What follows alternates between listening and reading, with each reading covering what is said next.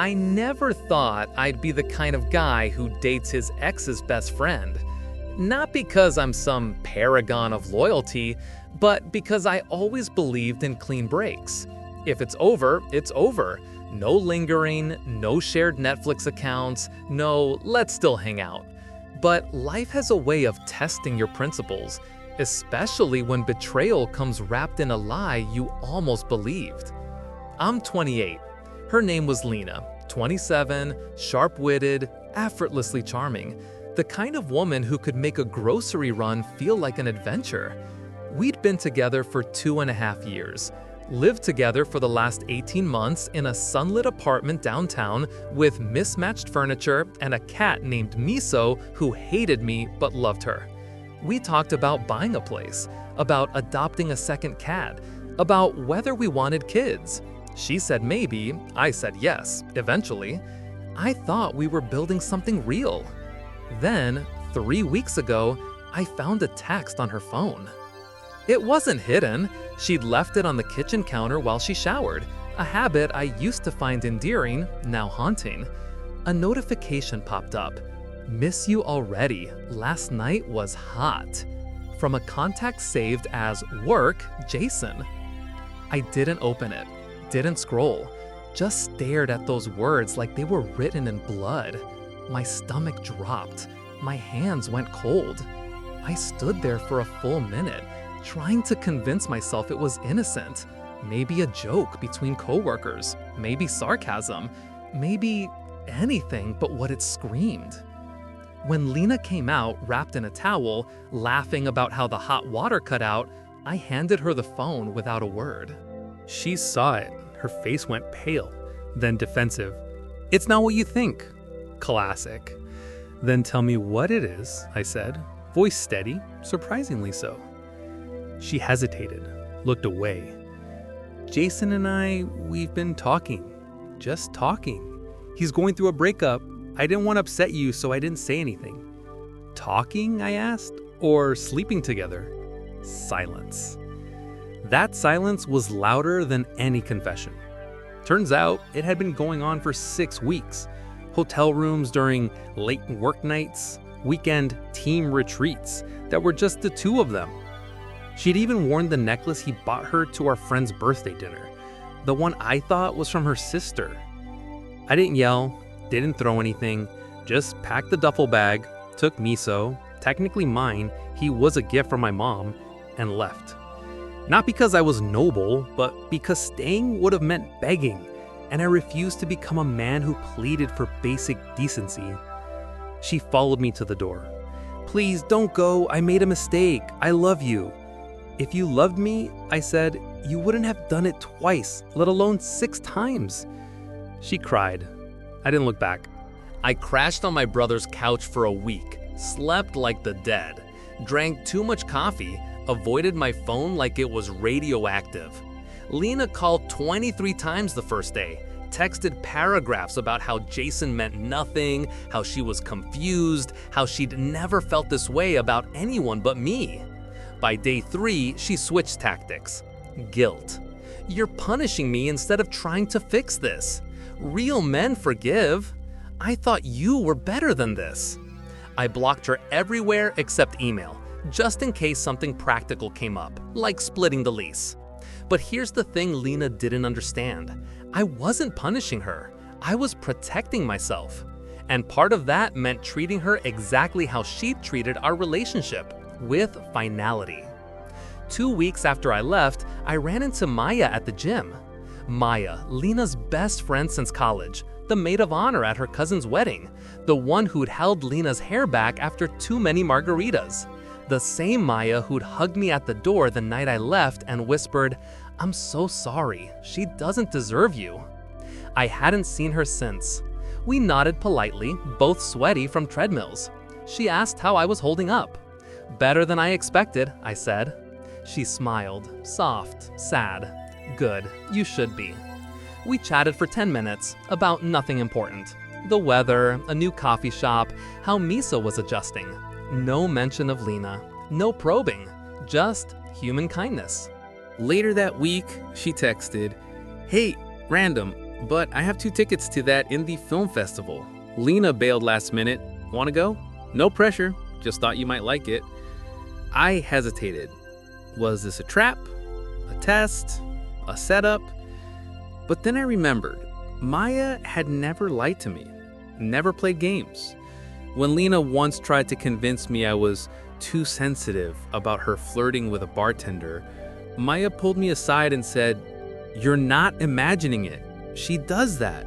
It's not okay." So I said yes. The date was normal, easy. We laughed at the pretentious short films, shared fries, talked about books, travel, our mutual hatred of group chats. At one point she said, "For what it's worth, I knew about Jason." I froze. "You did?" She nodded, eyes down. Not the details, but I knew something was off. She told me she was reconnecting with someone. I told her to break up with you first if she was serious. She said she didn't want to lose you just in case. In case what? In case Jason didn't work out. I exhaled. So I was the backup plan. Worse, Maya said quietly. You were the safety net while she jumped. We didn't kiss that night, just hugged goodbye. But something shifted. Not just attraction, though that was there, but respect, honesty. The kind Lena had spent months eroding. Of course, Lena found out. She always did. Through mutual friends, through social media stalking, through sheer obsessive energy. 3 days after the movie, she showed up at my brother's building. Not my apartment, she knew I'd changed the locks, but his lobby, crying, holding a box of my old sweaters she couldn't bear to keep. My brother called me, panicked. "Dude, your ex is here. She says she's having a panic attack." I went down. She looked wrecked, dark circles, trembling hands. "You're dating Maya," she accused, voice raw. "We went to a movie," I said. "Don't lie to me. She posted a story with you." "It was a group photo at the theater. They were 12 people." "She's my best friend." "And I'm your ex," I said calmly, which means neither of us owes the other loyalty anymore. "She's betraying me." "No," I said, "you betrayed her too. You used her as your confidant while cheating on me. You made her complicit. Now you're mad she's choosing integrity over your drama?" She flinched. Then came the accusations. "You're doing this to hurt me. You're using her to get back at me. You never even tried to fix us." I almost laughed. Fix what? A relationship where you slept with someone else while telling me I was your future? That's not broken, Lena. That's a lie. She called Maya a traitor, called me heartless, said I'd ruined everything. I took the box of sweaters. "Goodbye, Lena."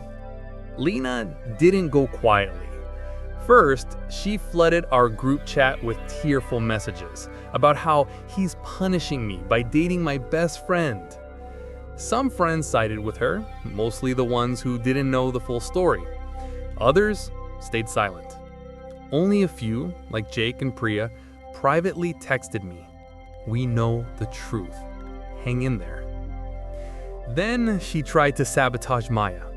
Sent her old photos of us, vacations, anniversaries, me holding her hand at her grandma's funeral, with captions like, "He'll do the same to you.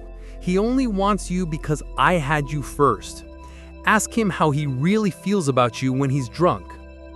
Maya showed me everything. "Does any of this bother you?" she asked one night over wine. Only that she thinks so little of both of us. Like you're incapable of making your own choices. Like I'm some vengeful cartoon villain. Maya reached across the table, squeezed my hand. "I choose you. Not because of her, because you're kind, because you show up, because you didn't lie." We started dating officially after that. Not fast, not reckless, just intentional. Meanwhile, Lena spiraled. She quit her job, too many triggers, moved back in with her parents, started posting cryptic Instagram quotes about fake friends and karma. Then came the low point. She called my boss. claimed I was emotionally unstable after the breakup, that I'd been stalking her, that I threatened her. My boss, thankfully, knew me well enough to call her bluff, but HR still required a statement. I filed a police report for harassment, got a temporary restraining order after she showed up outside Maya's apartment screaming about stealing her life. The irony? I never planned any of this. I didn't seek out Maya to hurt Lena. I didn't post about us to provoke her. I just lived my life, quietly, respectfully, with boundaries. But to Lena, that was the ultimate betrayal. Because what she really wanted wasn't friendship or forgiveness. She wanted me to wait, to ache, to prove how much I still loved her by suffering in silence while she figured things out. Instead, I healed. I went to therapy, reconnected with old friends, took Miso to the park every Sunday, started painting again, something I'd stopped because Lena said it was a waste of time. And Maya, she didn't try to replace Lena. She didn't compare us. She just showed up with coffee, with patience, with honesty. Lena's in therapy now, court mandated after violating the restraining order twice. She works part-time at a bookstore, lives with her parents, and hasn't posted on social media in months. Maya and I are still together. Nothing dramatic, no grand gestures, just Sunday mornings with coffee, inside jokes, and the quiet comfort of knowing we're both all in. Last week, we adopted a second cat, a scrappy tabby we named Juno. Miso tolerates her, barely. Sometimes over dinner, Maya asks, "Do you ever miss her?" I think about it. I miss the person I thought she was, but that person never existed. And that's the truth. Lena didn't just cheat on me. She rewrote our entire relationship in her head as something disposable, something she could pause and resume at will. She thought love was a safety net, not a commitment. But real love doesn't hide texts, doesn't wear someone else's necklace, doesn't expect you to stay while she explores other options. When she said it was over, I believed her. And when I moved on, with kindness, with clarity, with someone who values honesty, her whole illusion collapsed. Because the cruelest thing I could have done wasn't revenge. It was living well, and proving that a man who's been wronged doesn't need to burn the world down to rebuild his life. He just needs to walk away and never look back.